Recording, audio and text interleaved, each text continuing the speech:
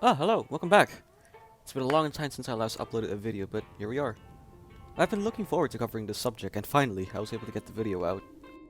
Anyways, today we'll be covering the Volkssturm, Nazi Germany's civilian militia created during the final stages of World War II. Think of it as the British Home Guards, but, well, German. Now without further ado, sit back, relax, and enjoy. Let's go.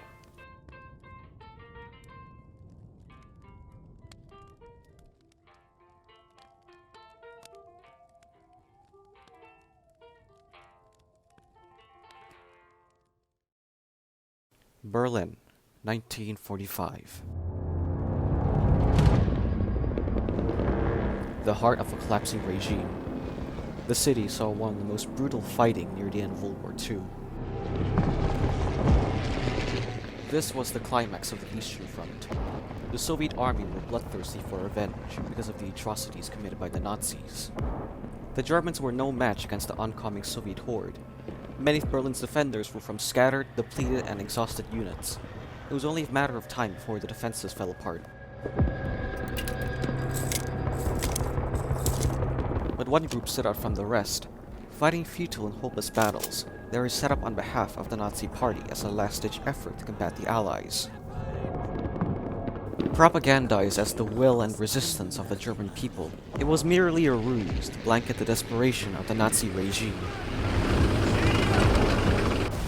They were the People's Storm, the Volkssturm.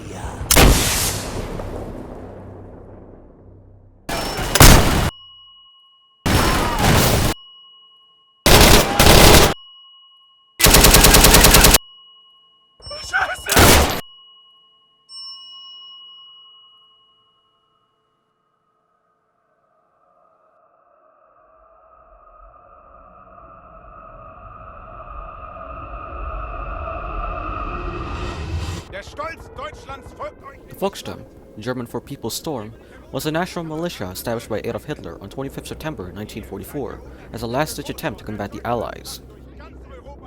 It consisted of ordinary civilians, young teenagers, and war veterans conscripted to fight for the Nazi regime. The Volkssturm was directly controlled by the Nazi Party and the SS instead of the German armed forces, the Wehrmacht. Although heavily propagandized as a fanatical rage against the invaders, in reality, the Volkssturm were poorly equipped and often lacked basic training.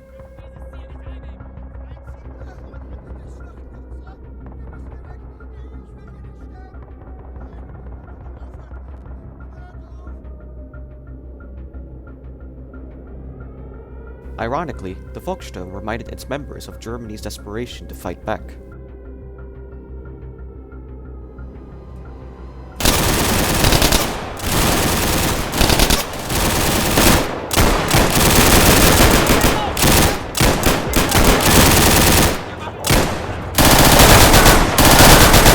Faced with actual combat, Volkssturm members were likely to be killed due to lack of training and difficulty in coordination.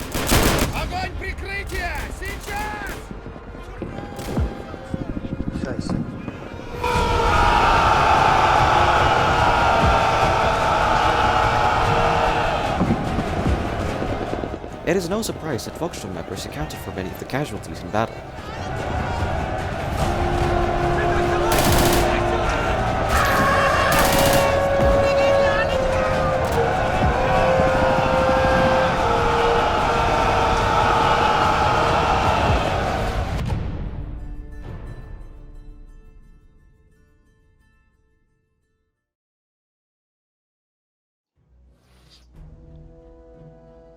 During the militia's existence, men between the ages of 16 and 60 were conscripted into the Volkssturm. Many senior members of the Volkssturm were World War I veterans, and thus had past combat experience which proved useful in training younger members. Das war grauenhaft. Aber das wird schon wieder. Das will ich hoffen. Jesus hat einen Monat ohne was zu essen geschafft. Außerdem hat niemand auf ihn geschossen. At one point, even the wounded were conscripted, if they were capable of doing so.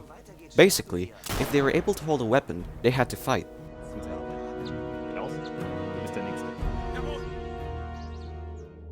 And speaking of weapons, the Volkssturm had a diverse arsenal of firearms, ranging from captured rifles to crudely made weapons intended for the Volkssturm. and even ones left over from previous wars. While this was able to arm most of the Volkssturm, it caused problems in logistics, notably the different ammunition types needed for these weapons.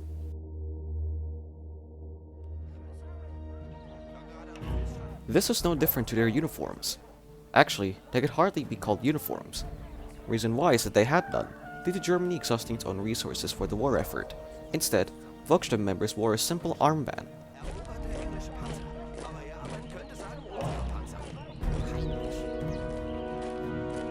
Volkssturm members typically wore formal civilian attire. However, some were lucky enough to receive uniforms, but these were usually cheaply made and produced from canvas. They also had to bring their own equipment and utilities. In short, Volkssturm conscripts must bring their own belongings and clothing, which didn't do anything to increase civilian morale.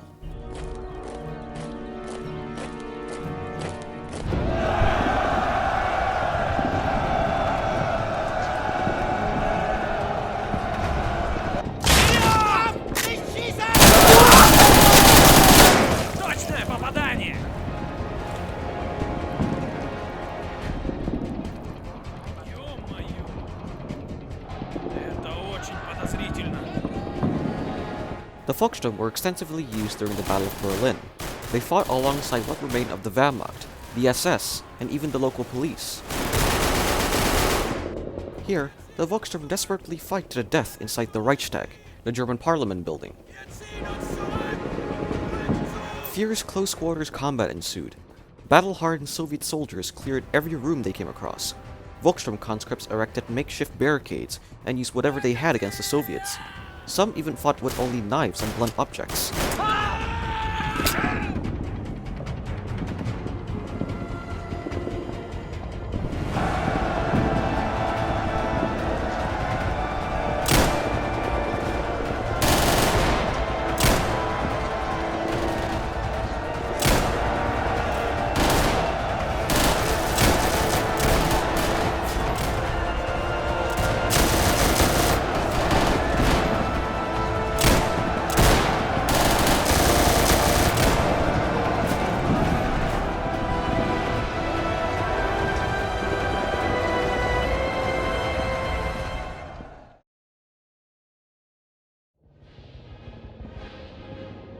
Surrendering to the Soviets wasn't an option, as doing so will likely have them sent to a forced labor camp or outright executed.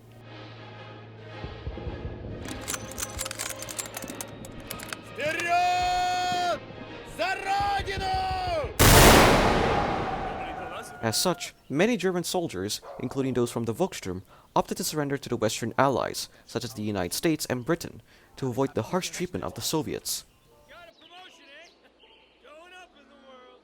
The Volkssturm were disbanded on 8th May 1945, a day after Germany's unconditional surrender. Well done, boys. Get ready for medals.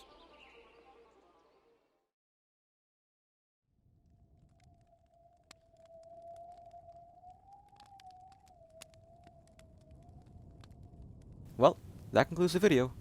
Personally, I think the Volkssturm was an interesting concept in creating a civilian militia, just like the British Home Guards. But, as we all know, it was horribly executed. Anyways, thank you so much for watching. I put a lot of hard work into its production, hopefully it paid off. If you enjoyed the video, make sure to leave a like and subscribe to my channel for future videos like this. Maybe even share it to your friends as well, so that way they can learn more about this stuff. I'll see you all next time. Goodbye and stay safe.